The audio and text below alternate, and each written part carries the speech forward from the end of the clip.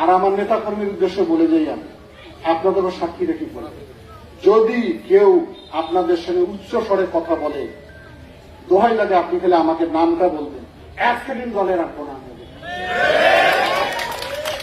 কেউ যদি জবরদখল করে, কেউ যদি চাঁদা চায়, দোহাই লাগে আপনাদের বলে গেলাম, যদি আমি 100 না নেই আমার দল আপনারা করবেন না।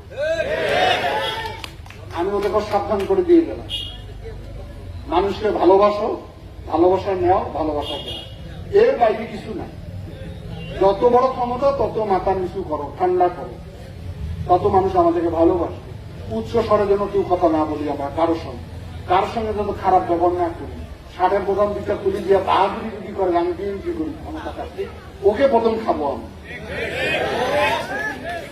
আমি জানি অবসরে অনেক হয়, হয়তো অনেকে আমাকে বলেন না, লজ্জা পান, ভাই বলেন না, আমি আজকে আপনাদের পুরা অনুমতি দিয়ে দেবেন।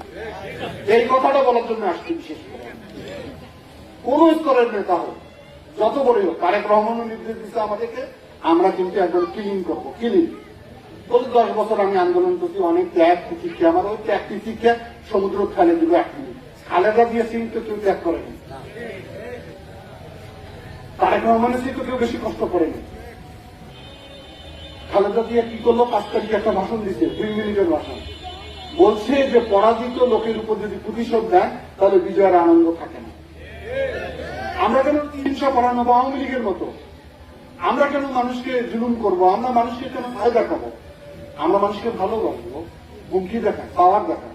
আমার পাওয়ার নেই, আমার নেতার পাওয়ার বেশি। আমি ক্লিয়ার বুঝাইতে পারছি। সবাই ভালো থাকেন, দোয়া করেন।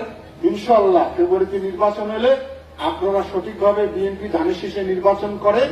আপনাদের দায়িত্ব নিয়ে আমি বলছি, লালমনিরহাটকে ইনশাআল্লাহ আমি সমৃদ্ধশালী জায়গা করে দিব।